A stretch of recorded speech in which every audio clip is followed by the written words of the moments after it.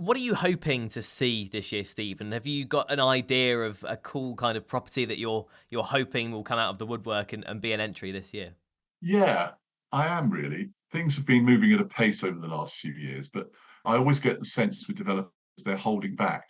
They're always sort of keeping stuff up their sleeves. They don't give you everything all at once. But I think the continuing modernization of the living space is one thing that's happened.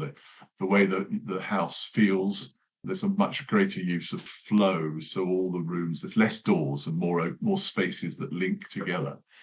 There's much more light. There's a huge amount of light comes into houses, and also there's this intention of bringing the garden into the house as well, so you get the sense of the outside while you're inside, and that's sort of developing all the time. There's a big movement at the bottom end of the market where we have these very small flats that are almost designed like caravans.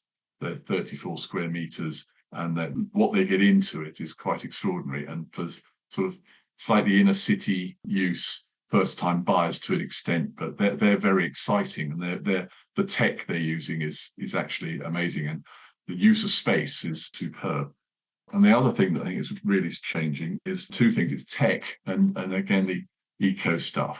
Tech's getting very close to being something like walking onto a spaceship, whereby you just everything's voice activated, and you come in the front door and you tell them to turn the lights on, and I think we're very close to having a computer panel at the front door, which just everything gets operated from that. I have seen some of that, not quite the full thing yet, but I think that's probably going to be something I would expect maybe to see somewhere this year, but a lot more smart sockets, smart lighting, all that sort of thing. And then with the eco, I think the problems with heating of the house has not gone away. Gas boilers are being withdrawn, and they've really got to come up with an idea as to how to replace it. I have asked the question a lot last year, what are you doing about your gas boilers? And nobody can give me an answer at the moment. Obviously, air source heat pumps are popular. Central heating plants are also popular. So it needs to change quite quickly.